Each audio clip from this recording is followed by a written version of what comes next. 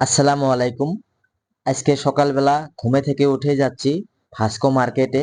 মার্কেটে কে জন্য যাচ্ছি সেটাও জানানোর চেষ্টা করব ইনশাআল্লাহ। সাইফুল সকালে ঘুমে থেকে উঠেই আমারে বলতেছে চল মাংস বলি যাব। আমিও বললাম চল, যেই কথা সেই কাজ।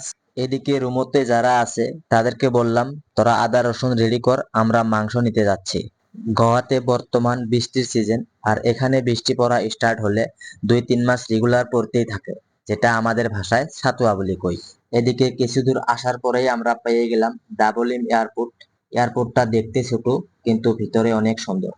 আপনারা হয়তো ভাবি আছেন আমিন ভাই মাংস কিনবে কিন্তু সবজির বাজারে কেন? অ্যাকচুয়ালি মার্কেটে যেহেতু এসেছি কিছু সবজিও কিনবো। 2025 সালে আঙ্কেল এখনো রেডিওতে খবর শুনে, তাও আবার গোয়াতে। আঙ্কেলের এত বড় দোকানটাতে ক্যালকুলেটর বা মোবাইলের ব্যবহার করে না। এখানে যত টাকা বিক্রি করে আঙ্কেল খাতা কলমেরে হিসাব করে। আসলাম একটু মাছের বাজারে, তো ভাস্কো মার্কেট বলে কথা, মাছের বাজারে না আসলে কি হয়। এইদিকে দেখেন ভাই, কত সামের মাছ, কিন্তু দুঃখের বিষয় হলো আমরা মাছ কিনতে পারবো না, কারণ মাংস কিনেছি। যদি মাছ কিনি তাহলে আমাদের আইটেম বেড়ে যাবে, আর আমরা সেগুলো বানে খেয়ে ডিউটিতে যেতে পারবো না।